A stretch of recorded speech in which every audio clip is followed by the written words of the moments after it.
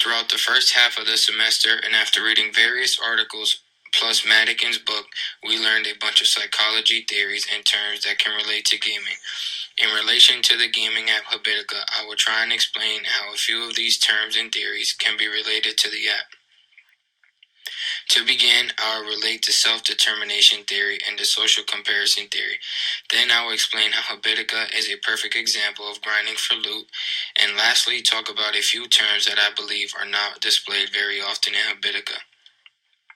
So to begin with the self-determination theory, which is defined by three terms: competence, autonomy, and relatedness. Competence is the sense of doing well and getting better at something. And that is displayed well in Habitica, as there is a progress bar that lets you know how you are progressing throughout various activities. Our progress is shown by allotting more value to our activities and requiring more XP in order to level up. Next is autonomy, which is the feeling of making decisions and having choices. Habitica gives the player autonomy by allowing them to create their own habits, daily activities, and to-dos throughout the day, along with customize their player's appearance in a variety of ways, as well as select animals to hatch, feed, and mount once they are fully grown. The last component of the self-determination theory is relatedness, which is the feeling of being important to others and feeling needed. When in a party, it gives the player a sense of relatedness when requesting to complete a quest. All members must accept the mission in order to begin. And then once started, all members must continue to complete activities to defeat the monster, beast, dinosaur, or whatever it is that they are fighting as a party.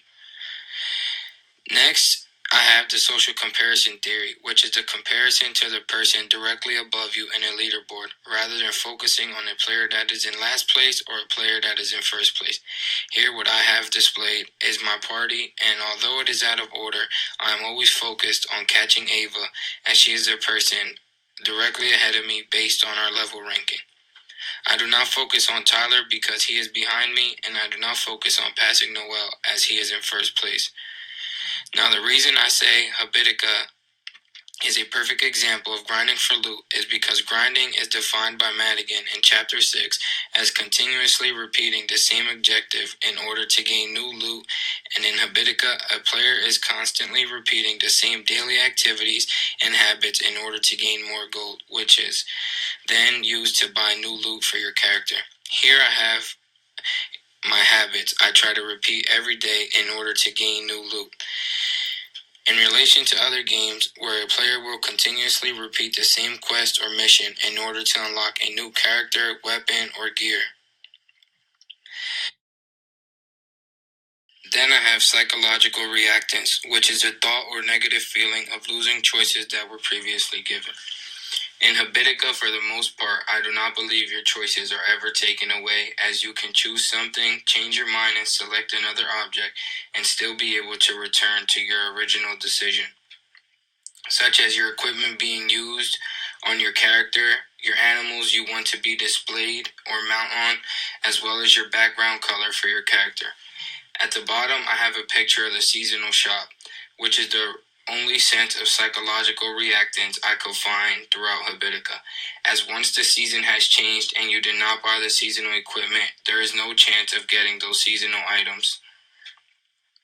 Lastly is loss aversion, the fact that losing something is much worse than the act of gaining something. An example could be such as losing $5 being worse than finding $5. And in Habitica, if a player is being truthful, loss aversion can be displayed when failing to complete a habit. A player should click the subtraction sign to the right of a habit rather than click the plus sign to the left. The minus sign will cause the loss of health and mana, which I believe is worse than completing a habit and gaining gold. The loss aversion theory is only displayed if a player is not cheating, which is not penalized in Habitica. When a person misses a habit, instead of being honest and penalizing themselves, they can just ignore it and not cause damage to their health or mana.